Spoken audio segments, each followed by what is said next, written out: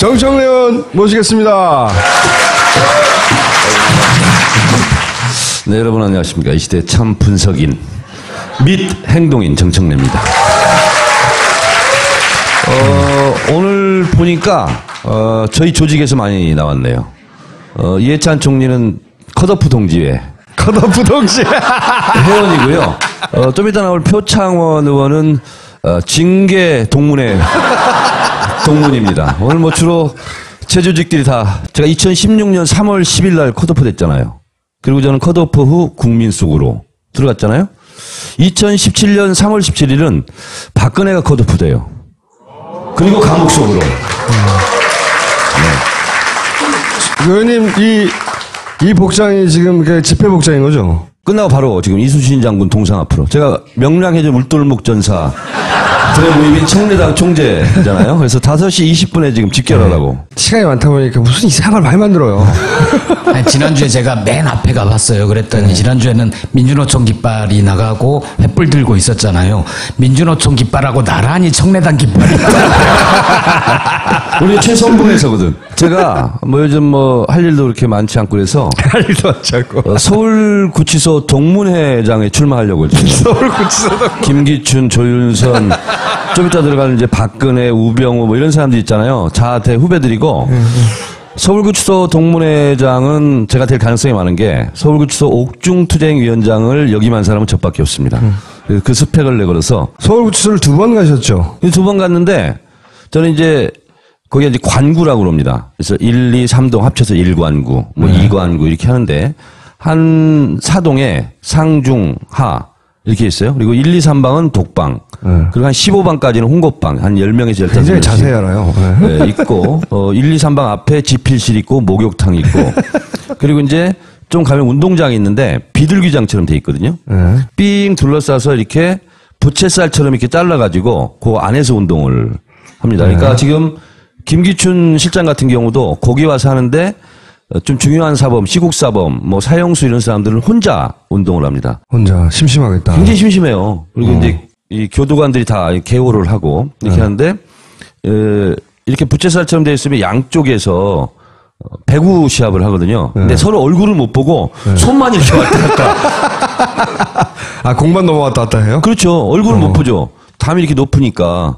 그래서 이제, 야, 우리 배구 하자. 그러면 이제, 니네 몇 명이냐? 그러면 이제, 우리 5명이야. 그러면, 우리 7명인데, 아, 그냥 붙자. 뭐 이렇게 이제 배구공으로 하거든요. 상대방이 7명인지 10명인지 알 수 없잖아요. 그렇죠. 그냥 막 하는 거야. 마구잡이로. 그러니까 이제 키 큰 사람이 제일 유리하잖아요. 못 보고 막 때리니까. 단병호 전 의원. 민주노총 했던 분 있죠. 그분이 키가 굉장히 커요. 장신이에요. 우리 하면 그분, 편이 항상 이겨요. 손이 이렇게, 손만 보여, 그분은. 이런 얘기를 왜 하고 있죠, 근데? 아니, 이제 서울구치소 동문회장 출마할 거니까 내가 이렇게 속속들이 잘 알고, 내가 잘 해주겠다. 요즘 제일 중요한 이야기는 이거 같아요. 이 정세균 의장이 어떻게 하면 마음을 받고 직권상정을 할 것인가. 제가 오면서, 파파이스 4년 개근 출연자로서 처음으로 준비를 해서 왔어요, 오늘은. 어떤, 내용은 아무것도 없네? 준비된 내용이 그래서 너무 중요하기 때문에 내용을 여기다 미리 발설할 수 보안상 발설할 수 없다는 점 양해해 주시고 직권상정 특검안 직권상정 관련한 핵심들의 통화를 다 하고 왔습니다. 직권상정 관련한 핵심이라고 하면 한 분밖에 없죠. 정세균 의장. 뭐 굳이 부인하지 않겠습니다.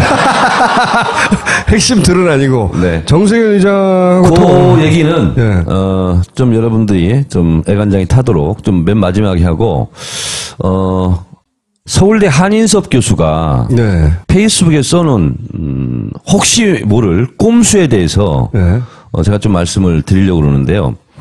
지금 이제 평의가 들어갔고 이제 평결을 3월 10일이든 13일이든 이제 할 것으로 예상을 하는데 상상하기 싫지만 또 거의 불가능하지만 갑자기 박근혜 대통령이 나 하야하겠다.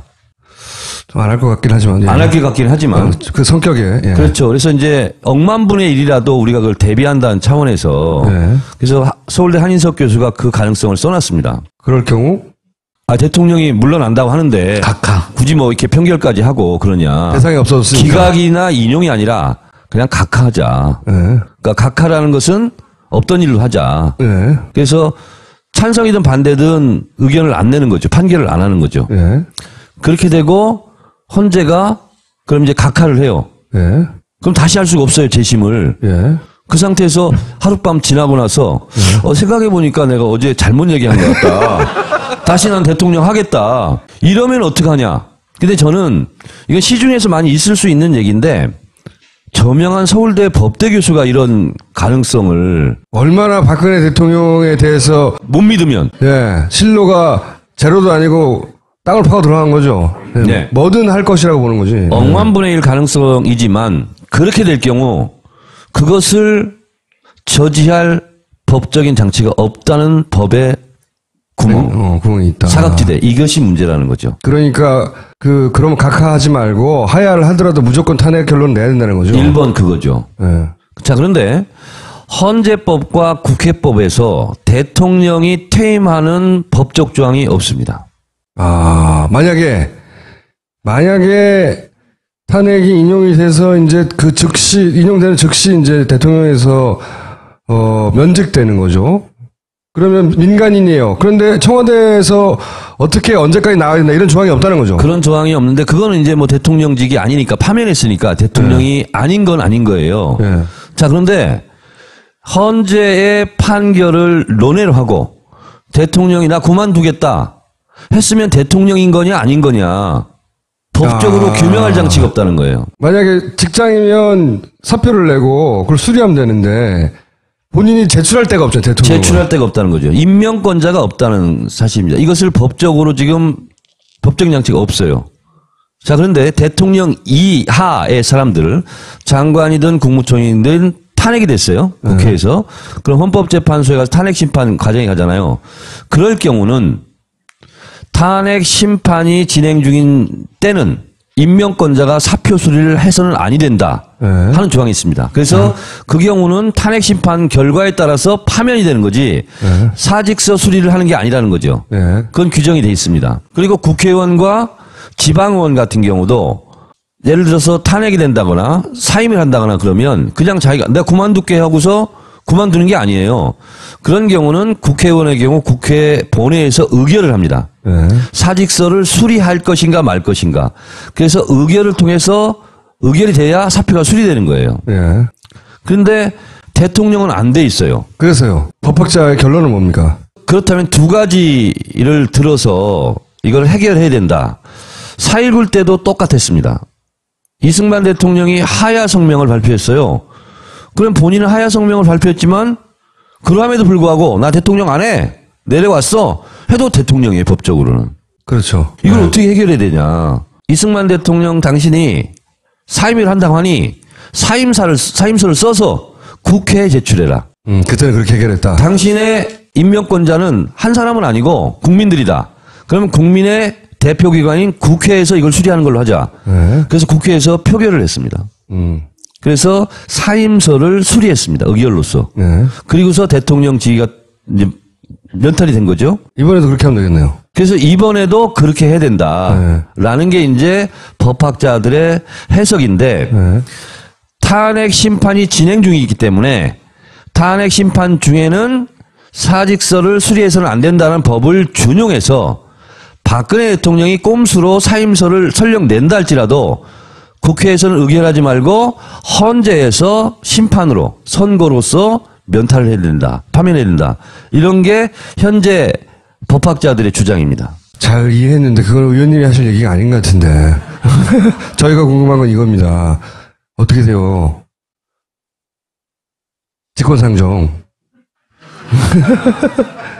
제가 오늘까지 취재한 바로는 네, 확률이 얼마나 됩니까? 어려울 것 같습니다.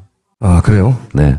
본인의 의지가 그렇게 강해요? 조금 디테일한 걸 설명을 드리면 28일 날 특검이 끝났잖아요. 네. 끝났는데 수사가 끝났다는 얘기죠. 네. 공소유지에 필요한 인원이라든가 이런 것은 나머지 부칙으로 다 되어 있습니다. 네. 그래서 거기에 대한 지원이라든가 비용이라든가 예산 이런 것은 보장이 되고요. 수사가 문제죠. 근데 수사를 안 그래서 지금 박영수 특검 수사 기간이 끝났다는 거고 이 특검은 언제까지 유지되냐면 특검에서 기소한 피의자들이 대법원 판결이 있을 때까지 예. 공소유지를 위한 수사 이외의 특검은 유지가 된다. 그게 7개월인가 8개월인가 그래요. 예. 이렇게 법적으로 규정이 되어 있는데 지금 다시 이제 특검을 연장하려면 이 특검은 끝난 겁니다. 예. 새로운 특검을 만들어서 네. 그것을 다시 박영수 특검에게 맡길 건가 말 건가는 그 다음에 판단할 문제고 네. 그래서 새로 만든 특검은 지금의 특검이 다시 특검으로 되도록 하는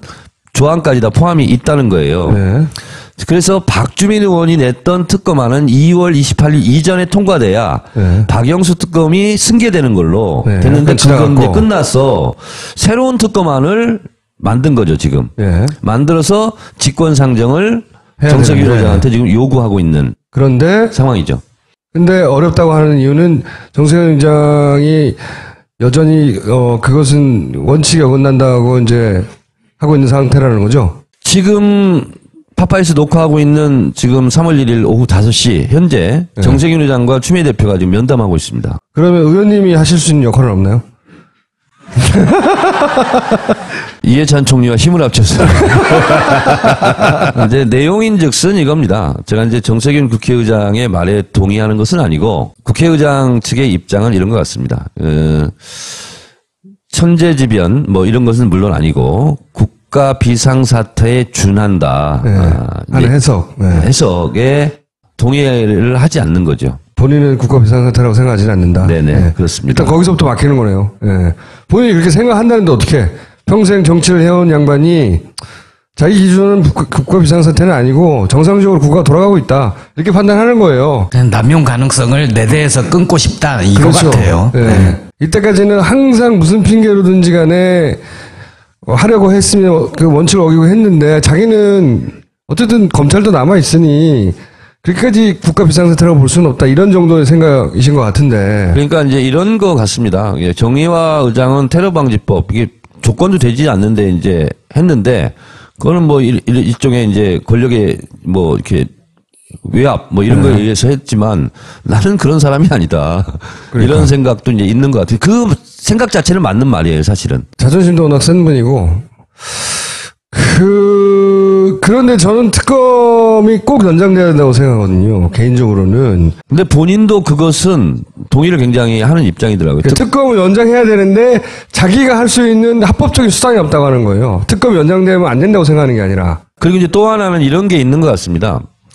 어찌어찌 해서 직권상정을 해서 지금 특검 연장은 아닌 거예요. 그러니까 새 특검을 만드는 거죠. 그렇죠. 네. 정확하게 한다면 시즌 특검 2가 연장이라는 용어는 이제 아닌 것이 네. 된 거죠. 근데 박영수 특검한테 또 한 번의 특검을 맡기는 새로운 거죠. 특검을 네, 맡기는 거죠. 특검 시즌 2가 되겠죠. 이제 네.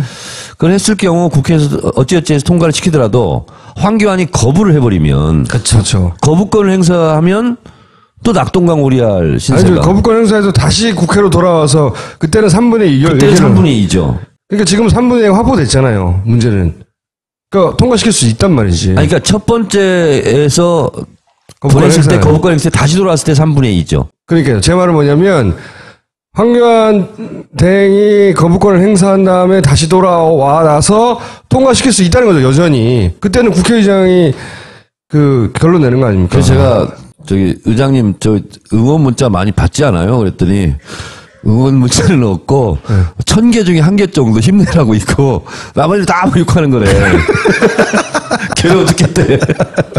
다 생각이 똑같은데 이제 그런 부분이 남아 있는 건데 저는 뭐 얘기를 듣고 보니 이해 못할 부분이 없는 것도 아니에요, 사실은. 저는 이거는 법률적 결단이 아니고 정치적 결단을 해야 되는 사안이라고. 근데 방금 전에 이해찬 총리가 말씀하셨잖아요. 네. 이것은 여론이나 뭐 법률적, 법리에서 이런 것보다는 역사적 관점에서 이걸 접근해야 된다. 네. 그리고 나서 혹시 거기에 따른 비난이 있으면 자기가 정치가로서 받는 거죠. 그렇습니다. 그런 그러니까 결단이 필요한 거죠. 노무현 대통령의 여러 가지 훌륭한 명언과 좋은 말씀 많이 남겨주셨는데 제가 사실은 제 방에 이렇게 써놓고 있는 게 있습니다.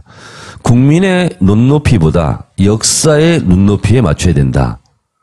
이런 게 있거든요. 그러니까 국민 여론이 뭐 높기 때문에 낮기 때문에 그런 게 아니라 이것은 역사와 정의를 바로잡는 차원에서 접근을 했으면 좋겠다 이런 생각이. 그리고 그렇게 직권상정을 하도록 의원님이 무슨 일을 했는지를 다음 주에 와서 보고해 주세요.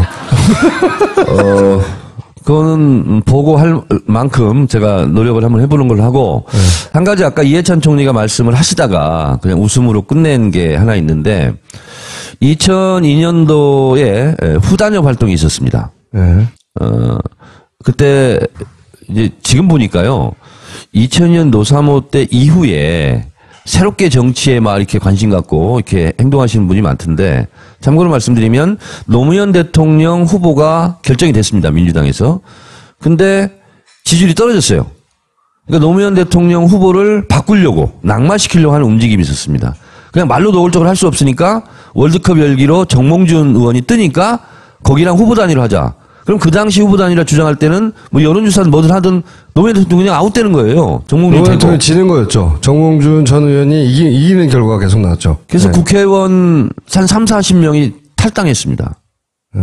그래서 정몽준 쪽으로 가고 막 이렇게 했었는데, 그래서 결국은 이제 노무현 대통령이 여론조사에서 간신히 이겨서 대통령까지 됐지만, 아까 이해찬 총리가 대선 때만 되면 이상한 현상들이 자꾸 벌어진다는 게 바로 이제 그거예요. 더불어민주당에서 헌법은 물리적으로 불가능함에도 불구하고 헌법 당론으로 정하자 뭐하자 하는 것은요, 결국은 정권 교체보다는 본인들의 기득권 유지하는, 저는 제2의 후단협이다. 그런 분들이 한 35분 정도 되나요? 지금 35명인데 네. 그게 제가 또 오늘 처음으로 준비하고 왔다 그랬잖아요. 35명에 도대체 이 사람은 여기 있을 사람이 아닌데 하고 제가 전화를 했어요. 아니 왜 여기 있냐 당신은, 이게 아닌데. 근데 이렇더라고요. 그냥 이름 올려달라고 해서 이름을 뭐 개헌, 어차피 국회에서 개헌 특위도 있고 앞으로는 언젠가 해야 되니까 그냥 이름을 쓰라고 했다는 거예요. 근데 이렇게 자기 이름이 악용될지 몰랐다. 욕먹고 있을 텐데. 요즘. 욕먹고 있어요. 그리고 본인도 문자를 엄청 받고 있다는 거예요. 욕먹는 문자를. 나는 이름 되잖아. 지워라. 나는 탈퇴하겠다. 이렇게 얘기해라 그랬더니, 그러면 또 자기는 또 비겁한 사람 되는 거 아니냐.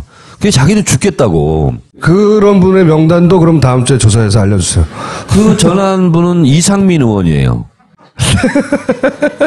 아니 그걸 주장하시는 분들 자기들 정치적 이해나 그 철학이 있겠죠. 그분들 얘기도 들어보긴 해야 되는데, 어쨌든 정말로 그걸 지지하는 건지 아니면 이름이 어쩌다 올라간 건지는 구분해야 되잖아요. 우리도 다음 주에는 꼭 정세균 의장 어떻게 되는지, 정세균 의장의 마음을 돌리기 위해서 나 정청래는 이렇게 노력하였다, 이걸 증빙 자료와 함께 다음 주에는 그래서 저는 정세균 의장한테 욕하는 문자뿐만 아니라 꼭 해주세요.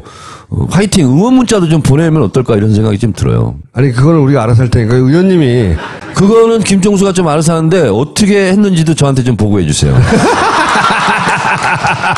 자, 그럼 다음 주에 서로 보고하는 걸로 하고 오늘 여기까지 하겠습니다. 네, 고맙습니다.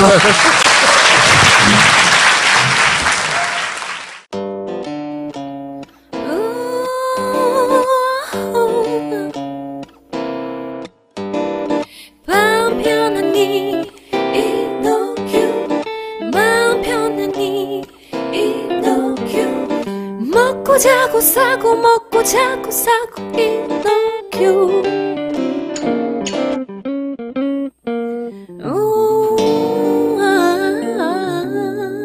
지금 딴지마켓에서 편안한 밤 이노큐를 만나보세요. 이보시오. 마카 좀 갖다 주시오. 이거 보세요. 여기는 한국입니다. 마카는 페루에 가야 있으니까 그냥 푹 쉬세요. 뭐라고? 페루비안 네이처 코리아의 마고 마카를 모른다고? 아니, 이게 무슨 소리야? 페루를 대표하는 슈퍼푸드 마카. 이제 국내에서도 100%로 드실 수 있습니다. 딴지마켓에서 파는 마고 마카 남녀노소 모두에게 줬어. 홍원 의원은 징계 동문회 동문입니다. 오늘 뭐 주로 제조직들이 다, 제가 2016년 3월 10일 날 컷오프 됐잖아요. 그리고 저는 컷오프 후 국민 속으로 들어갔잖아요. 2017년 3월 17일은 박근혜가 컷오프 돼요. 그리고 감옥 속으로. 의원님 이 복장이 이제 최선봉에서거든. 제가 뭐 요즘 뭐 할 일도 그렇게 많지 않고 그래서 할 일도 많지 않고 서울구치소 동문회장에 출마하려고 지금. 서울구치소도 김기춘, 조윤선, 좀 이따 들어가는 이제 박근혜, 우병우 뭐 이런 사람들 있잖아요. 자대 후배들이고 서울구치소 동문회장은 제가 될 가능성이 많은 게 서울구치소 옥중투쟁위원장을 역임한 사람은 저밖에 없습니다. 그래서 그 스펙을 내고 정청래 의원 모시겠습니다. 네, 여러분 안녕하십니까. 이 시대 참 분석인 및 행동인 정청래입니다. 오늘 보니까 저희 조직에서 많이 나왔네요. 이해찬 총리는 컷오프 동지회 컷오프 동지. 회원이고요. 좀 이따 나올 표창에서 서울구치소를 2번 가셨죠? 2번 갔는데 저는 이제 거기가 이제 관구라고 그럽니다. 그래서 1, 2, 3동 합쳐서 1관구, 뭐 2관구 이렇게 하는데 한 사동에 상중, 하 이렇게 있어요. 그리고 1, 2, 3방은 독방. 그리고 한 15방까지는 홍고방. 한 10명에서 15명. 굉장히 자세히 알아요. 네, 있고, 1, 2, 3방 앞에 지필실 있고, 목욕탕 있고. 그리고 이제 좀 지금 그 집회복장인 거죠? 끝나고 바로 지금 이수신 장군 동상 앞으로. 제가 명량해전 울돌목 전사 대모임인 청래당 총재잖아요. 그래서 5시 20분에 지금 집결하라고. 시간이 많다 보니까 무슨 이상한 말 만들어요. 아니, 지난주에 제가 맨 앞에 가봤어요. 그랬더니 지난주에는 민주노총 깃발이 나가고 횃불 들고 있었잖아요. 민주노총 깃발하고 나란히 청래당 깃발이